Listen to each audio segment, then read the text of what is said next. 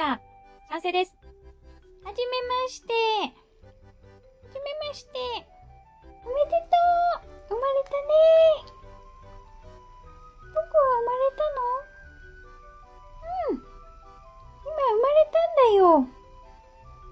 ずっと見守ってたからね。見守ってくれてたの？うん。ありがとう。楽しみに待ってたんだ。待っててくれた。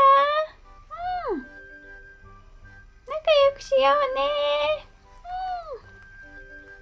お名前も考えてあげるからね。わ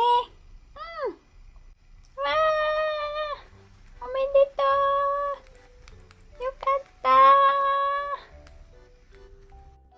最後までご覧いただきありがとうございました。よろしければグッドボタン、チャンネル登録をお願いします。